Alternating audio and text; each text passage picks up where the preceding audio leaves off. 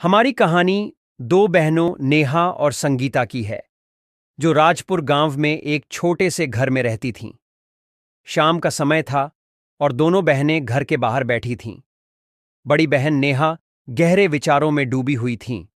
तभी संगीता ने नेहा से पूछा। दीदी, तुम इतनी चुप क्यों हो? क्या सोच रही हो? कुछ नहीं, बस यूं ही। झूठ मत बोलो दीदी।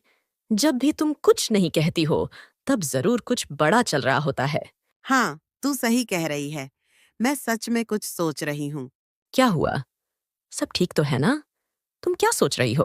पढ़ाई छोड़ने के बारे में। संगीता हैरान होकर नेहा को देखती है। क्या? दीदी, तुम मजाक कर रही हो ना? नहीं संगीता, मैं सच कह रही हूँ। अब हमारे पास इतने पैसे नहीं हैं कि मैं अपनी आगे की पढ़ाई जारी रख सकूं। पापा की हालत तुझे पता ही है। खेती से मुश्किल से घर चलता है। मैं अब और बोझ नहीं बनना चाहती। लेकिन दीदी, तुमने हमेशा कहा था कि पढ़ाई ही हमारा भविष्य है। तुम ही तो कहती थी कि अगर हमें अपनी जिंदगी बदलनी है, तो हमें अपनी पढ़ाई पूरी करनी होगी। हाँ, पर हालात बदल गए हैं। कभी कभी हमें हालात के सामने झुकना पड़ता है और अपनी इच्छा के विरुद्ध भी कुछ कदम उठाने पड़ते हैं। जीवन में सब कुछ वैसा नहीं होता जैसा हम सोचते हैं। संगीता गहरी सोच में पड़ जाती है। वह थोड़ी देर तक चुप रहती है, फिर अचानक कहती हैं। नहीं दीदी, तुम हार मानकर ऐसा गलत कदम नहीं उठा सकती। लेकिन संगीता, मैंने अभी तुम्हें वास्तविक स्थिति के बारे में बताया है। नहीं दीदी, सुनो, अगर तुम पढ़ाई छोड़ दोगी, तो मैं भी कॉलेज जाना बंद कर दूंगी। ये कैसी बेवकूफी की बात कर रही है? जैसे तुम अपने सपने छोड़ने की बेवकूफी कर रही हो। नेहा चुप हो जाती है। उसकी छोटी बहन की बातों में गुस्सा नहीं, बल्कि प्यार और चिंता थी। दीदी, तुम जानती हो ना, जब मैं छोटी थी और पढ़ाई से भागना चाहती थी, तो तुमने मुझे समझाया था कि शिक्षा हमारे लिए कितनी महत्वपूर्ण है और यही हमारी असली ताकत है। तुम्हें याद है ना? हाँ संगीता, मुझे याद है। और आज तुम खुद ही हार मान रही हो। क्या तुम्हारी सारी सीख सिर्फ मेरे लिए थी? मैं हार नहीं मान रही संगीता। मैं बस हालात को समझ रही हूँ। लेकिन तुम ही तो कहा करती थी कि हालात को बदलने के लिए हमें पढ़ाई करनी जरूरी है। नेहा उसकी आंखों में देखती है। वहां एक अटूट विश्वास चमक रहा था। मैं सब कुछ जानती हूँ, लेकिन पैसे कहाँ से आएंगे संगीता? कुछ ना कुछ रास्ता जरूर होगा दीदी।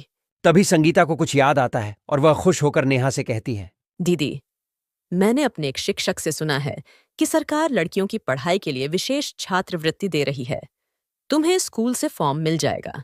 क्या तुम सच कह रही हो संगीता? हाँ दीदी, मैं सच कह रही हूँ।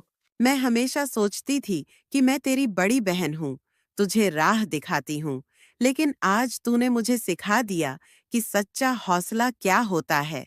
अगले दिन दोनों बहनें उस छात्रवृत्ति के लिए आवेदन करती हैं और नेहा फिर से अपनी पढ़ाई पर ध्यान देना शुरू कर देती है। 1 महीने बाद नेहा को पता चलता है कि उसे छात्रवृत्ति मिल गई। वह संगीता के पास जाती है और यह बात बताती है। संगीता, मुझे छात्रवृत्ति मिल गई। देखा दीदी, मैंने कहा था ना, रास्ते मिल जाते हैं। हाँ, और तूने यह साबित कर दिया। दोनों बहनें बहुत खुश हो जाती हैं। दीदी, एक वादा करो कौन सा वादा संगीता? कि हम जीवन में कभी हार नहीं मानेंगे। नेहा मुस्कुराती है और कहती है।